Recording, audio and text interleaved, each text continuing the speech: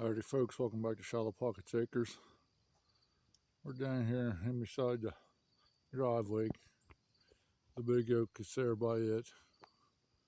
The rice come up here this week. I thought I'd just go back and make a new video.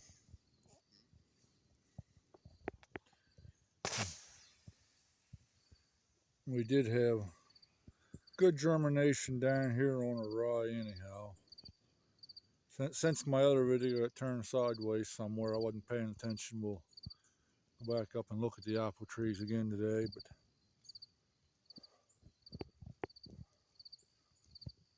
the rye I did get through, and there it is coming pretty good.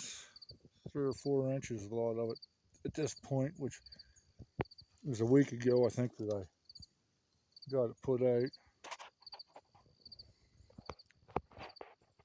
And then once I get on up here and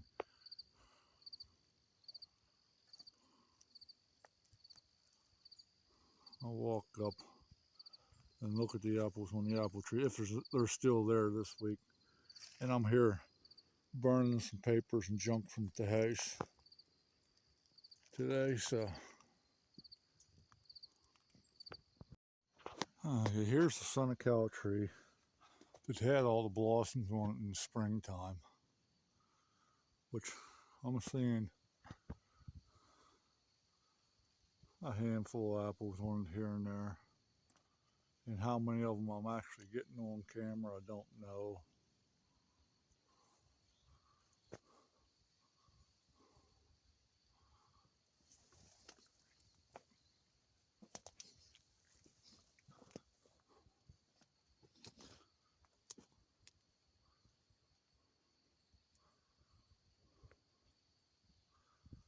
These are a small crab apple. And then over here's one of the 2 turning points that are up here, which it has one hanging off of that branch and one on this branch, and there's one in the middle over there. And this rye is also coming pretty good that I threw. It's not as easily seen because there's a lot of other plants growing back in here. And then there's the other Senecal tree that has some apples in the top of it, and it's really going to town on growth. It's probably 2 or 3 feet higher, and maybe more like 8 feet higher than this turning point tree. And then the other turning point up there was the one that got clipped at year 2, beginning of year 2, I think, and it's not near as tall as the other ones.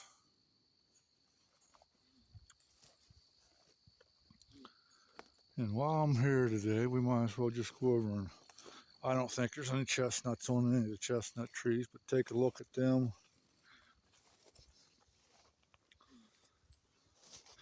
And the rye out front was threw out a day or 2 ahead of this back here.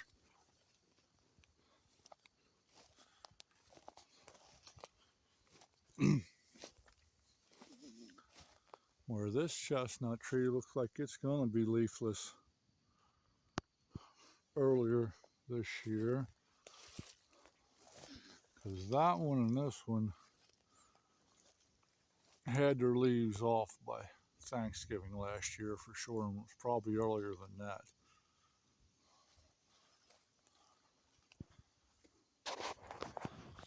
But this one's got a sassafras growing with it. I need to get the sassafras cut out of it.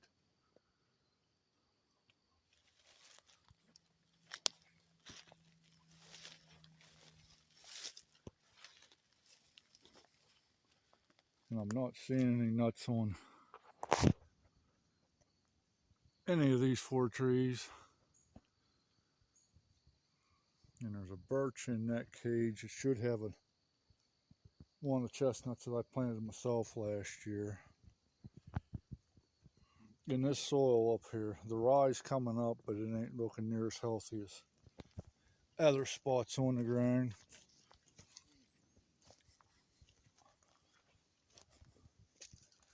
And then back in that cage, we got another one of the chestnuts I started from seed last year. Oh, holy smokes. I haven't been paying attention because there's a couple burrs. Whether they actually have any nuts in them or not, I don't know. Another burr there on this one. And 3 more right here on this end. If I can find all 3 of them. So, whether there's actually any nuts in them, I don't know as of yet. But we did get some burrs on the tree this year. On this one tree is all I'm seeing. Let me go back and walk around this other one a little more.